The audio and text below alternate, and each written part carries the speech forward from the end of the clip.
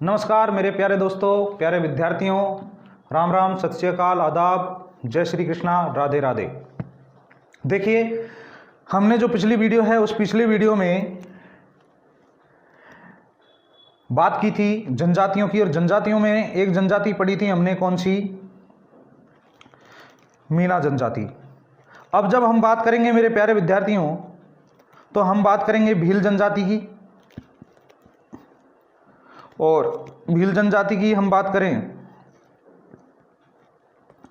तो ये जो भील जनजाति है, ये भील जनजाति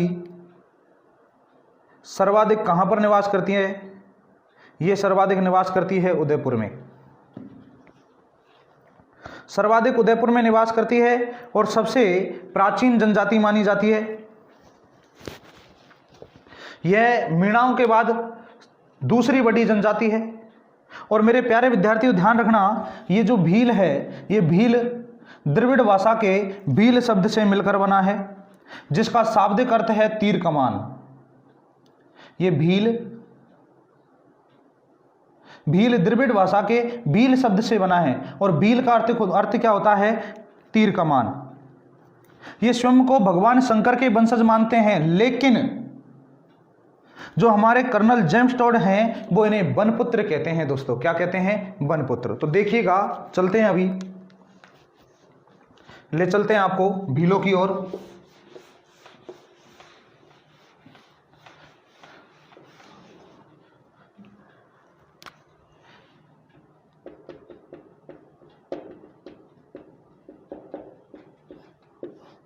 भील जनजाति।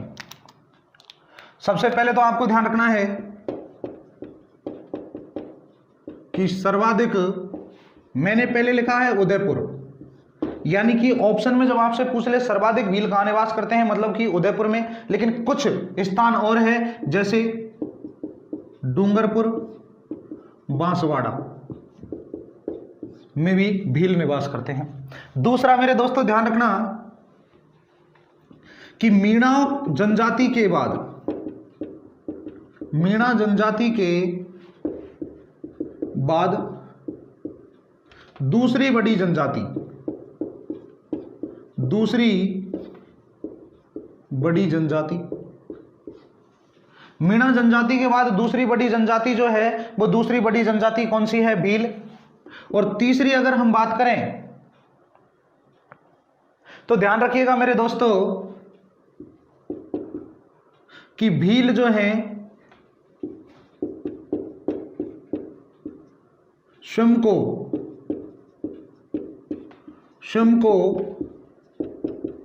भगवान शिव का वंशज मानते हैं, शिव का वंशज मानते हैं। ये जो जनजाति है सबसे प्राचीन जनजाति, सबसे प्राचीन जनजाति। अच्छा, प्राचीन इसका कैसे उल्लेख मिलता है, कैसे जानकारी मिलती है? देखिएगा, प्राचीन में हम बात करेंगे अर्जुन के समय जो गुरु द्रोणाचार्य हुए थे, पहले उनके पास एक भील बालक था जो कि धनुर्विद्या सीखने के लिए जाता है, जिसका नाम है एकलव्य। और वो एकलव्य जब धनुर्विद्या के लिए जाता है तो वहां पर जो द्रोणाचार्य संवाद करते हैं, वो संवाद करते हैं कि हे बालक, आपको यदि धनुर्विद्या सीखनी है तो आप अभ्यास करो अपने आप ही, क्योंकि मैं क्षत्रियों को ही धनुर्विद्या सिखाता हूं। तो उसे बड़ा दुख हुआ और वो वहां से चला गया। जाने के बाद उसने उस गुरु की मूर्ति बनाई और मूर्ति बनाकर अभ्यास करने लगा। अच्छा, वो अच्छा धनुर्धर बन गया था, वो अर्जुन से भी बेहतर क्या था? धनुर्धर था। लेकिन गुरुजी को जब पता चला कि ये धनुर्धर बन गया है, इसको पूरा नॉलेज हो चुका है इस चीज का, तब उन्होंने पूछा कि भाई तुम्हें किसने शिक्षा दी? तो इसने कहा, क्योंकि एकलव्य की एक बात थी, वो कभी झूठ नहीं बोलता था, उसने कहा गुरुजी मैंने आपकी प्रतिमा बनाई और प्रतिमा बनाने के बाद मैंने लगातार अभ्यास किया और उस अभ्यास से ही मुझे धनुर्विद्या आई, यानी कि करत करत अभ्यास के जड़मति होत सुजान और रसरी आवत जात ते सिल पर परत निशान। यानी अभ्यास करने से, बार बार रगड़ने से जब पत्थर पर निशान पड़ सकते हैं, आपको पता है कि पहले पानी खींचा करते थे अपन, कहां से? कुआं से। और कुआं से जब पानी खींचा करते थे, जो पत्थर होता था उस पर बार बार जो रस्सा है वो रस्सा घिसता था, तो एक बार उस पर भी क्या पड़ जाता था? निशान पड़ जाता था। तो कहते हैं अभ्यास करने से ऐसी कोई चीज नहीं है जो आसान नहीं होती। उन्होंने अभ्यास किया, वो सीख गए। उन्होंने अपनी गुरु दक्षिणा के रूप में क्या मांग लिया? उनका अंगूठा। और वो वहीं पर उसका इतिहास थम गया, रुक गया। इसके बाद अगर बात करें श्री रामचंद्र जी के समय की, तो एक सबरी थी, सबरी, वो भी भील जाति की थी। उन्होंने भगवान श्री राम का बहुत दिनों तक इंतजार किया। अच्छा, यहां से प्राचीन होने का क्या मिलता है? इसका प्रमाण मिलता है। दूसरा मेरे दोस्तों ध्यान रखना कि इतिहासकार कर्नल जेम्स टोड भीलों को बनपुत्र कहते हैं। यानी इतिहासकार कर्नल जेम्स टोड जो हैं वो भीलों को मेरे दोस्तों क्या कहते हैं? बनपुत्र कहते हैं। अब आपको ध्यान रखना है सीधा सीधा कि सर्वाधिक कहां पर निवास करते हैं? उदयपुर में, डूंगरपुर, बांसवाड़ा में। मीणा जनजाति के बाद दूसरी बड़ी जनजाति है। तीसरी बात जो है, ये स्वयं को भगवान शिव का वंशज मानते हैं। चौथी बात जो आती है वो आती है कि सबसे प्राचीन जनजाति है। और पांचवी बात जो कि कर्नल जेम्स टोड के संदर्भ में है, कर्नल जेम्स टोड साहब कहते हैं कि भील जो है वो बनपुत्र हैं। तो जल्दी से मेरे प्यारे विद्यार्थियों एक बार स्क्रीनशॉट लीजिए, फिर आगे बढ़ते हैं।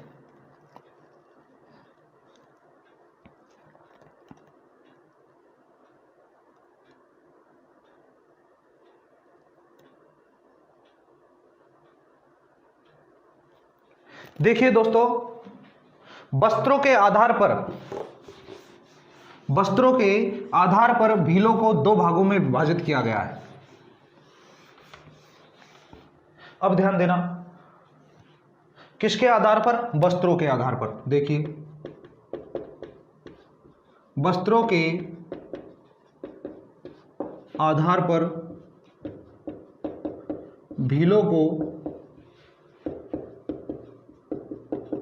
दो भागों में वर्गीकृत किया गया। अच्छा, दो भागों में वर्गीकृत किया गया। कौन से दो भागों में वर्गीकृत किया गया? देखिएगा, पहला एक तो हो गया लंगोटिया भील,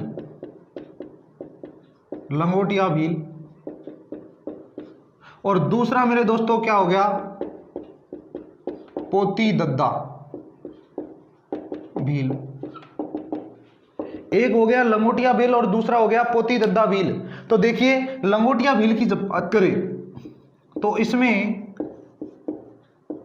पुरुष घुटनों तक की तंग धोती पहनता है। तंग धोती पहनता है, जिसे क्या कहते हैं मेरे प्यारे विद्यार्थियों? इसको मैं वापस लिखूंगा, ध्यान रखना। जिसे खोयतू कहते हैं। और स्त्री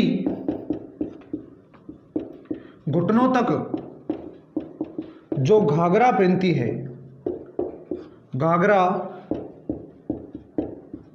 है, उसे क्या कहते हैं? कछाबू। उसे कहते हैं कछाबू। यानी कि पुरुष जो घुटनों तक धोती पहनते हैं, आपने देखा होगा कि पुरुष काफी बार घुटनों तक जो धोती पहनते हैं, तंग धोती होती है, उसे कहते हैं खोयतू, भीलों के।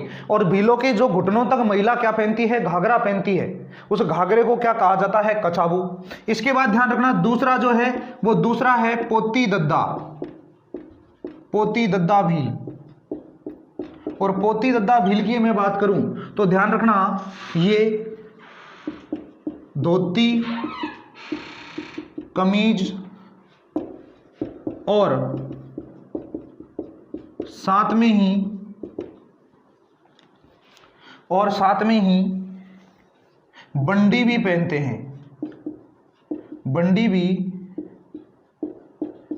हैं। ये त्योहार मनाते हैं, होली, दीपावली दीपावली त्योहार मनाते हैं। तो इस प्रकार से दो भागों में विभाजित किया गया, दो भागों में वर्गीकृत किया गया है भीलों को। एक भाग है जिसको कहते हैं लंगोटिया भील और दूसरा जो है वो है पोती दद्दा भील। जल्दी से एक बार स्क्रीनशॉट लीजिए मेरे प्यारे विद्यार्थियों, फिर आगे बढ़ते हैं।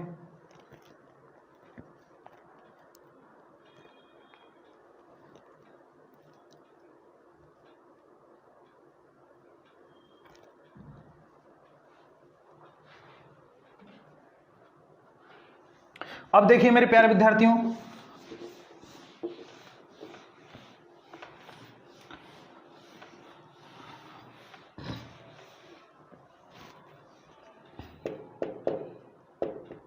प्रमुख देवी देवता, प्रमुख देवी देवता, प्रमुख देवी देवता इनके होता है शिवराम,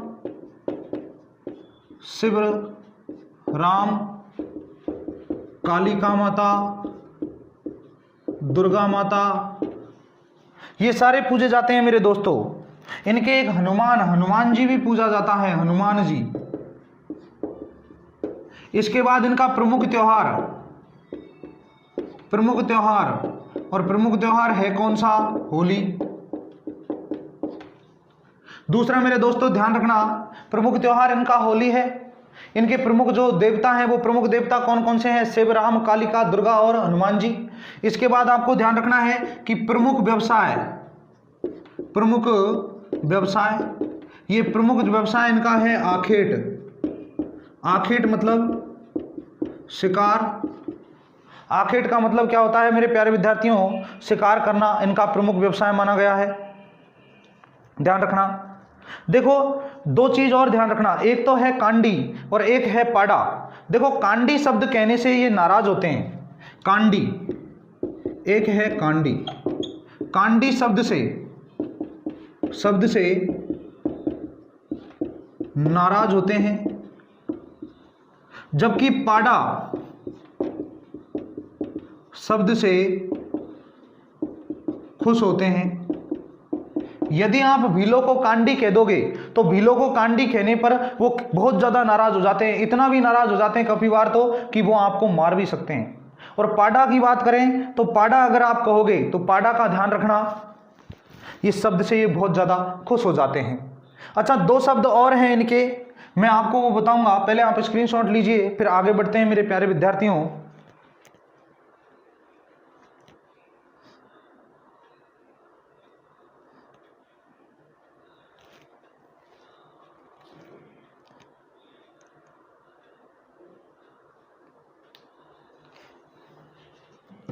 देखिए मुख्य चीज जो एग्जाम में आने वाली, पहले ध्यान रखना, प्रमुख देवी देवता शिव राम, कालिका, दुर्गा, हनुमान जी।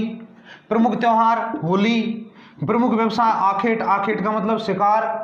और दूसरी बात ध्यान रखना, कांडी और पाड़ा, कांडी से नाराज जबकि पाड़ा से खुश होते हैं। एक चीज ध्यान रखना, शिकार, शिकार का जो चित्रण किया गया है वो ध्यान रखना कोटा शैली में किया गया है। कोटा शैली में शिकार, उसे शिकार शैली भी कहा गया है क्योंकि वहां पर स्त्रियों के भांति पुरुष भी क्या करते हैं मेरे दोस्तों? शिकार करते हैं। ठीक है ना, ध्यान रखना। इसके बाद देखिए एक है दजिया और एक है चिमाता।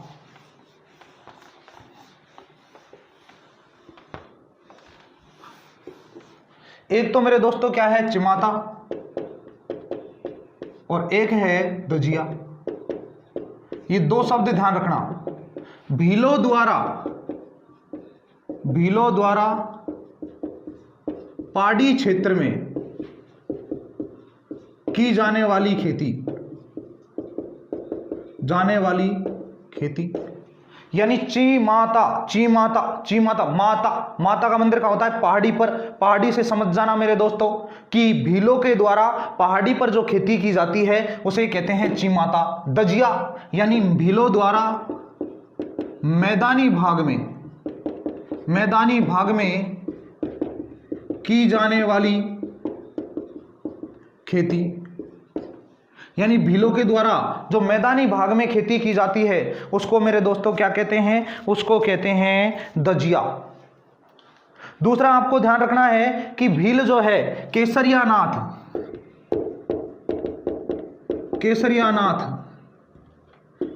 नाथ या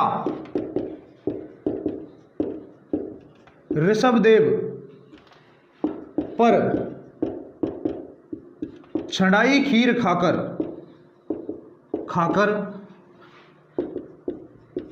कभी झूठ नहीं बोलते, झूठ नहीं बोलते हैं। भील केसरियानाथ या किस पर मेरे दोस्तों, केसरियानाथ या ऋषभदेव, जो ऋषभदेव थे आदि प्रथम तीर्थंकर थे जैन धर्म के, उन पर छंडाई खीर खाकर कभी झूठ नहीं बोलते थे। जल्दी से स्क्रीनशॉट लीजिए, क्योंकि अब इनसे संबंधित कुछ शब्दों का वर्णन देखते हैं।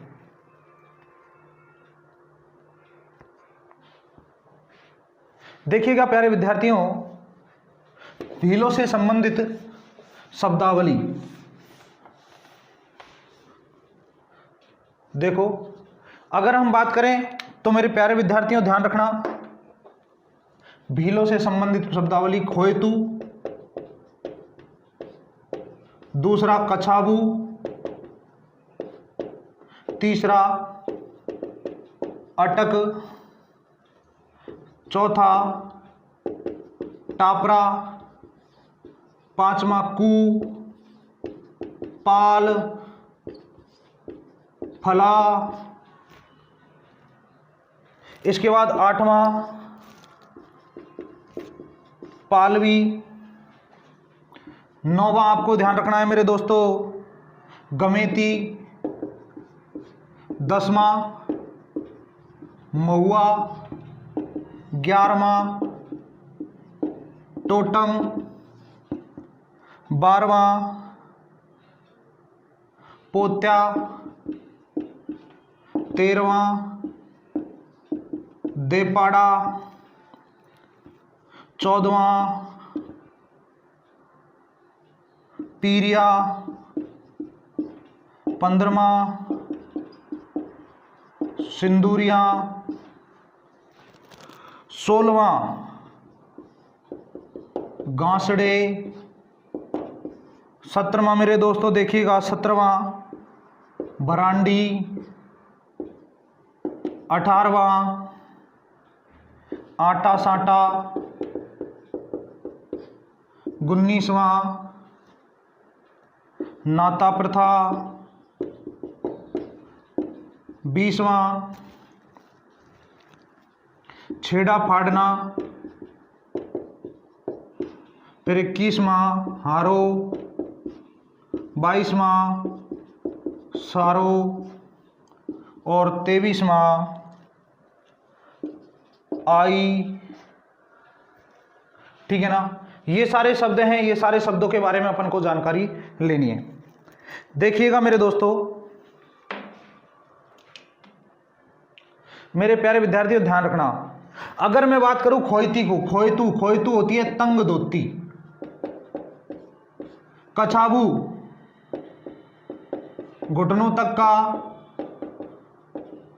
घाघरा, अटक इनका गोत्र है मेरे दोस्तों, अटक है इनका गोत्र, भीलों का गोत्र, भीलों का गोत्र। टापरा इनके घरों को कहा जाता है, भीलों के घरों को क्या कहा जाता है, टापरा घरों को। अच्छा, कू घरों का समूह, घरों का समूह क्या कहलाता है मेरे प्यारे विद्यार्थियों, कू कहलाता है। कू क्या कहलाता है, घरों का समूह। अच्छा, पाल कई गांवों का समूह, कई गांवों का समूह। फला होता है मेरे दोस्तों गांव का मुखिया, सॉरी मोहल्ला या झोंपड़ी। फला क्या होता है, मोहल्ला या झोंपड़ी, मोहल्ला या झोंपड़ी। पालवी होता है गांव का मुखिया, गांव का मुखिया। गमेती क्या होता है मेरे दोस्तों, कई गांवों का मुखिया, कई गांवों का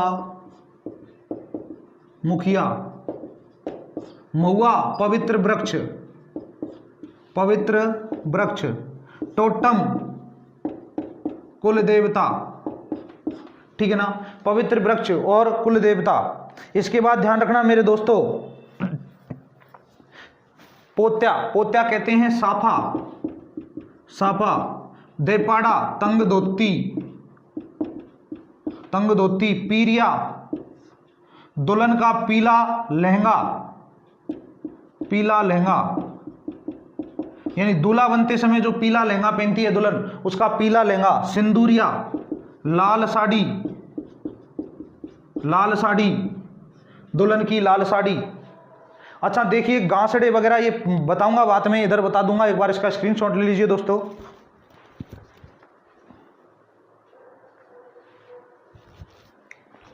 देखिए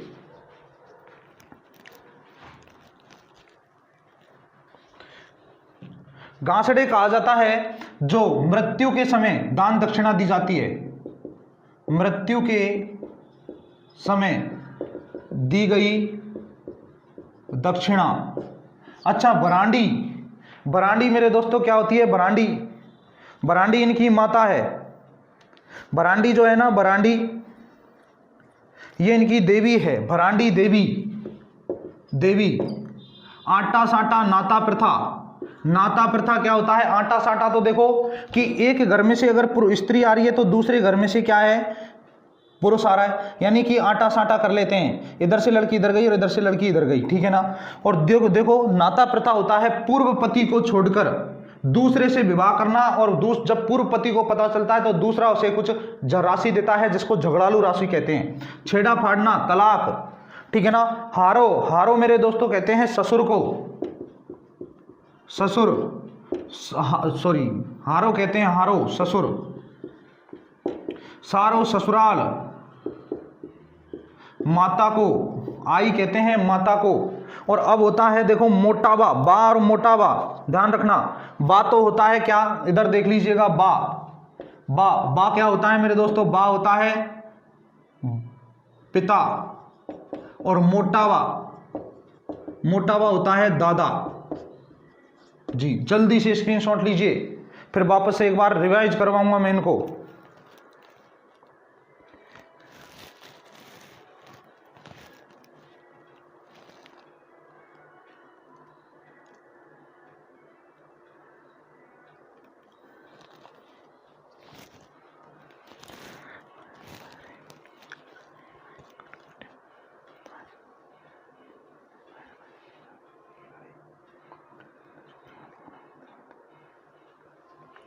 देखिएगा दोस्तों, आ जाइए जल्दी से, गौर से समझिएगा। पहला होता है खोयतू, खोयतू तंग धोती, कछाबू घुटनों तक का घाघरा, अटक भीलों का गोत्र, टापरा घरों को, भीलों के घरों को क्या कहते हैं? टापरा, टापरा कहते हैं टापरा। कू घरों के समूह को कहते हैं कू।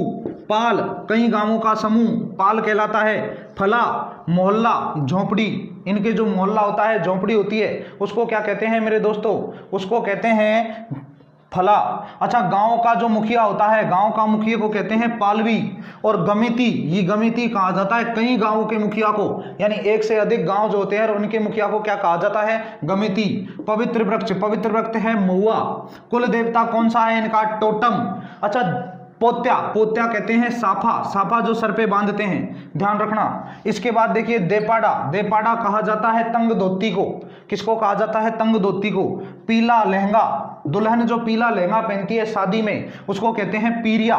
जबकि सिंदूरिया कहा जाता है किसको? लाल रंग की साड़ी को जो दुल्हन शादी में पहनती है। गांसड़े, गांसड़े मेरे दोस्तों मृत्यु के समय दी गई दक्षिणा, जिसको दक्षिणा दी जाती है उसे।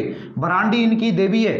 आटा साटा, आटा साटा जिसको आटा, आटा साटा क्या होता है? ये स्क्रीनशॉट आपने ले लिया, देखो मैं बता देता हूं आटा साटा, ठीक है ना।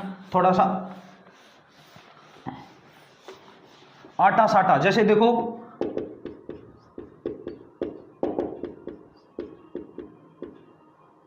ये एक घर है, इसमें एक पुरुष है और एक लड़की है, सॉरी लड़की और एक लड़का। इधर भी दूसरा घर है,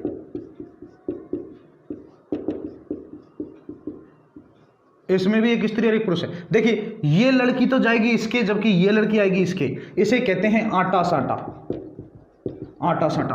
अच्छा, इधर आ गया, फिर क्या आ गया मेरे दोस्तों, नाता प्रथा। क्या आ गया, नाता। तो नाता प्रथा की अगर मैं बात करूंगा तो ध्यान रखना मेरे प्यारे विद्यार्थियों, ये क्या करता है, इसमें क्या है, स्त्री जो है अपने पूर्व पति को छोड़ती है, पूर्व पति को छोड़कर दूसरे से विवाह कर लेती है, दूसरे से विवाह करती है। और जब पूर्व को पता चलता है तो ये दूसरा पूर्व को कुछ राशि देता है, उस राशि को कहते हैं झगड़ालू राशि। क्या कहते हैं, झगड़ालू राशि। ठीक है ना। इसके बाद देखिए दोस्तों, छेड़ा फाड़ना। यदि हम छेड़ा की बात करें तो छेड़ा में आपको ध्यान रखना है कि इसे कहते हैं तलाक देना, यानी कि अपने साड़ी का एक पल्लू फाड़ कर और दे देना, उसे कहते हैं छेड़ा फाड़ना। हारो कहते हैं ससुर को, सारो कहते हैं ससुराल को, आई कहते हैं माता को। यहां पर बा और मोटा बा, ये बात चल रही थी, बा और मोटा बा कहते हैं किसको, पिता को, जबकि मोटा बा कहते हैं दादाजी को। ध्यान रखना प्यारे विद्यार्थियों। उम्मीद करता हूं आपके समझ में आया है। जल्दी से एक बार स्क्रीनशॉट ले लीजिए, फिर आगे बढ़ते हैं।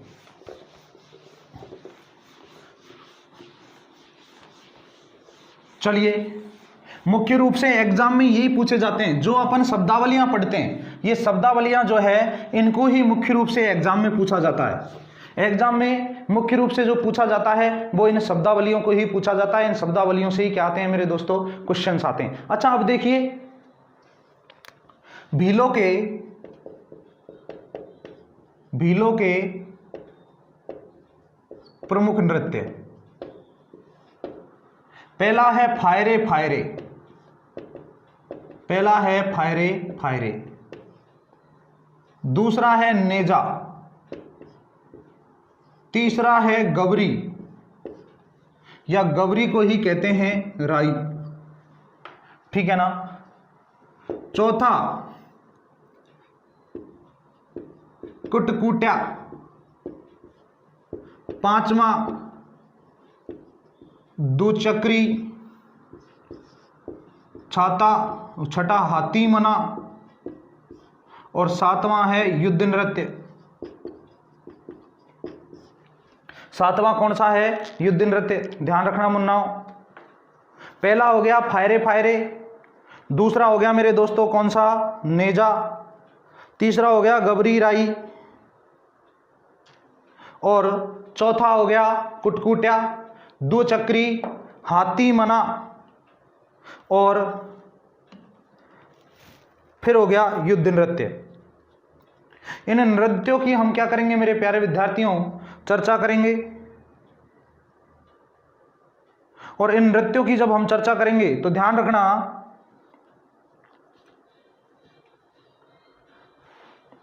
देखिए फायरे फायरे, सबसे पहले तो ध्यान रखना यह है भीलों का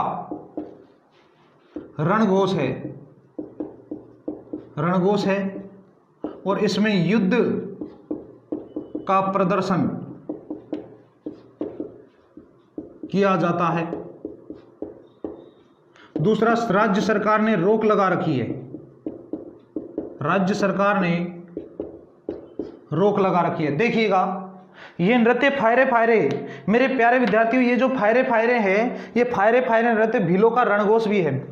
और फायरे फायरे जो रणघोष है इसमें युद्ध का प्रदर्शन किया जाता है और असली अस्त्र शस्त्रों से किया जाता है। अच्छा, असली अस्त्र शस्त्रों से जब करेंगे तो कहीं ना कहीं किसी ना किसी को नुकसान होगा और इस नुकसान को देखते हुए राज्य सरकार ने इस पर क्या लगा दी, रोक लगा रखी है दोस्तों। इसके बाद होता है नेजा। नेजा मेरे दोस्तों प्यारे विद्यार्थियों ध्यान रखना है कि ये नेजा नृत्य जो है, ये नेजा नृत्य मुख्य रूप से भीलों के द्वारा तब किया जाता है जब होली के दूसरे दिन धुलेंडी मनाई जाती है, यानी कि होली के दूसरे दिन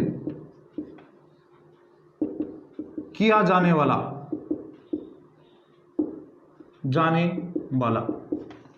ये दो नृत्यों का हो गया है दोस्तों ये वाला।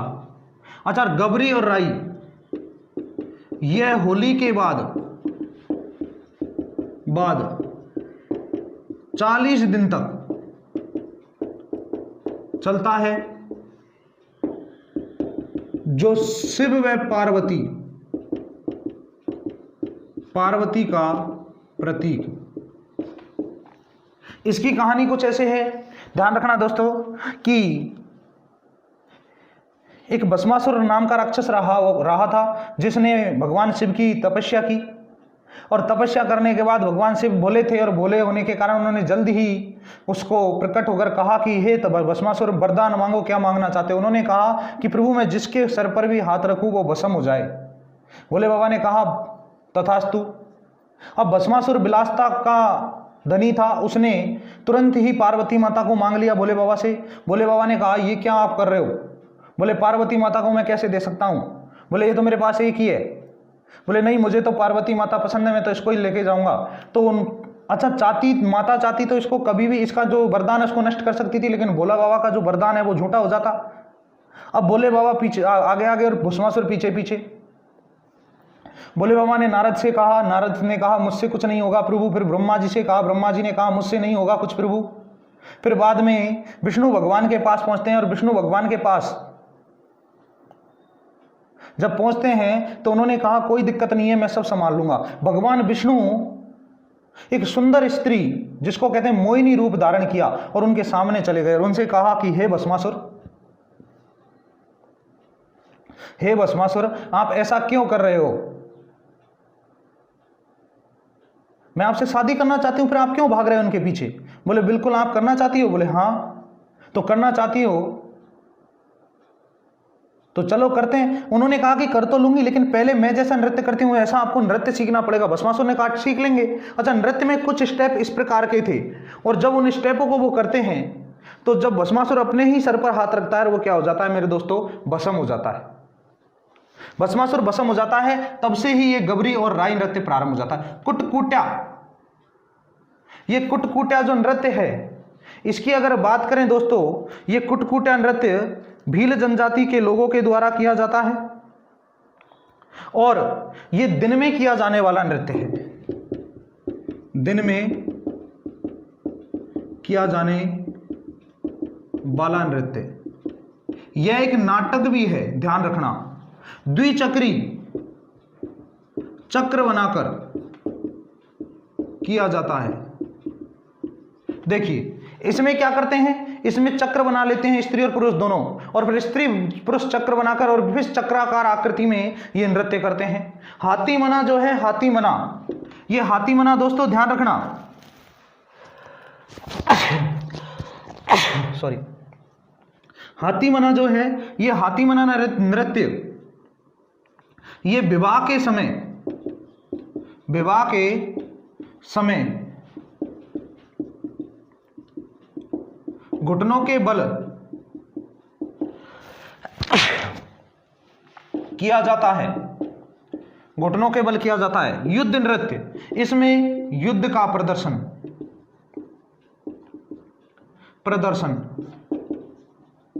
किया जाता है।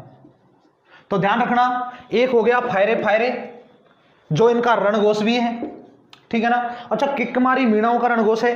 नेजा होली के दूसरे दिन प्रारंभ हो जाता है, किया जाता है। अच्छा गबरी राई ये होली के दूसरे दिन से प्रारंभ होकर 40 दिन तक चलता है, और ये भगवान शिव और पार्वती का प्रतीक है। कुटकुट्या दिन में किया जाने वाला नृत्य है। द्विचक्री चक्र बनाकर किया जाने वाला नृत्य। हाथी मना विवाह के समय घुटनों के बल किया जाने वाला नृत्य। और युद्ध नृत्य यानी युद्ध का प्रदर्शन किया जाता है। जल्दी से स्क्रीनशॉट लीजिए दोस्तों, फिर अपन बात करते हैं इनके विवाहों की।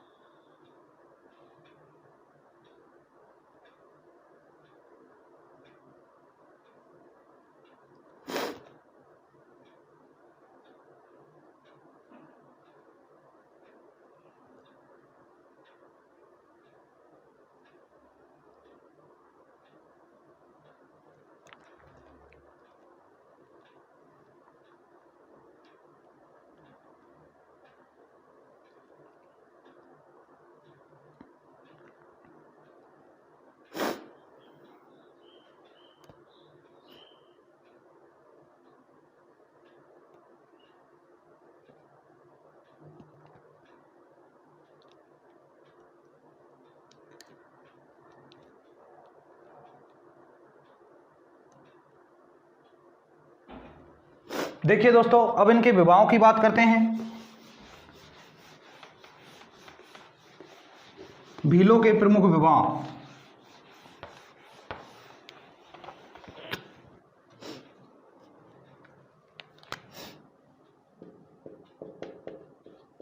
भीलों के प्रमुख विवाह, और भीलों के प्रमुख विवाह, पहला है हट विवाह, दूसरा सेवा विवाह, तीसरा हरण विवाह, चौथा परिवीक्षा विवाह, और पांचवा जो कि नाम मैं लिख रहा हूं भगोरिया, पर इसके बारे में बताऊंगा ये है क्या। देखिए, हट की बात करें, हट की बात ये हो गई कि जैसे मान लो कोई दो विद्यार्थी हैं, उन विद्यार्थियों का यहाँ पर मिलन होता है, एक लड़की है एक लड़का है, दोनों आपस में प्रेम करना प्रारंभ कर देते हैं, और बाद में ये प्रेम शादी में परिवर्तित हो जाता है, और उनकी हट रहती है कि हम शादी करेंगे तो एक दूसरे से करेंगे, अदरवाइज हम किसी से नहीं करेंगे। सेम ऐसी सिचुएशन इनके होती है, यानी कि हट से लड़का लड़की विवाह करते हैं, ठीक है ना। सेवा विवाह, इसमें एक होता है वर पक्ष और दूसरा होता है वधू पक्ष। वधू पक्ष वाला जो पिता है, वो पिता इस वर पक्ष से वर को अपने पास रखता है 1 महीने के लिए, 1 मंथ, यानी 1 महीने के लिए ये क्या करता है, अपने पास रखता है। यदि ये वर सही तरीके से कार्य करता है तो इसका विवाह कर दिया जाता है, नहीं तो इसको वापस कहां भेज दिया जाता है, घर। हरण, यदि हरण की मैं बात करूं तो इसमें लड़का वो लड़की को अपहरण करके ले जाता है, अपहरण करके फिर शादी करता है, यानी भगा कर ले जाता है। मैं तुझको भगा ले जाऊंगा तेरे घर से, तेरे बाप के डर से। बस वही बात है, यहां पर लड़का लड़की को क्या कर लेता है, भगा ले जाता है। परिवीक्षा विवाह, ये बड़ा शानदार है। ये लड़के के साहस को देखकर, लड़के के साहस को देखकर किया जाता है। लड़के के साहस को देखकर जो विवाह किया जाता है वो परिवीक्षा विवाह होता है। कैसे? ऐसे देखिएगा, समझिए कि लड़का जो है, लड़के के साहस को देखकर ये विवाह किया जाता है, परिवीक्षा विवाह। और परिवीक्षा विवाह की अगर मैं बात करूं तो आपको ध्यान रखना है कि लड़का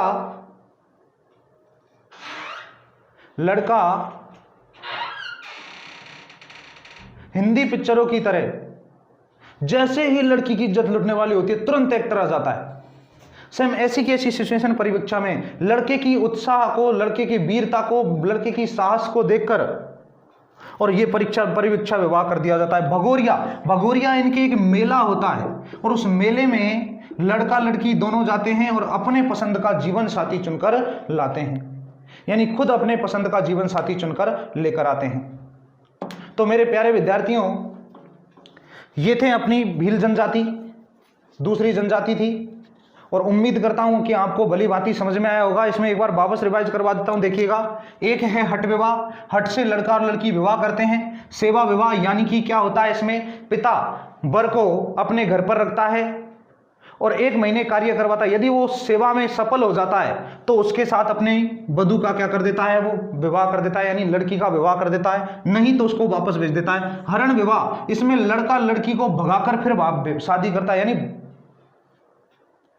लव एंड फर्स्ट साइट, यानी एक तरफ का जो प्यार है ना वो है, लड़का करता है लड़की नहीं करती, या फिर लड़की करती है लड़का नहीं करता, तो उसमें भगाकर ले जाकर जो शादी करते हैं उसे कहते हैं हरण विवाह। परिवीक्षा विवाह में लड़के के उत्साह को और साहस को देखा जाता है। और भगोरिया इनके एक मेला होता है जिसमें लड़का लड़की दोनों जाते हैं और अपना जीवन साथी खुद स्वयं चुनकर लेकर आते हैं। तो मेरे प्यारे विद्यार्थियों, मैं उम्मीद करता हूं कि ये जो वीडियो है आपको पसंद आई होगी। आप सभी विद्यार्थी इसी प्रकार से हमारे साथ जुड़े रहें और आपके इस प्रेम के कारण ही हम आपके लिए सारी जो वीडियोज है ये प्रोवाइड करवाते हैं आपको। तो आप सभी विद्यार्थी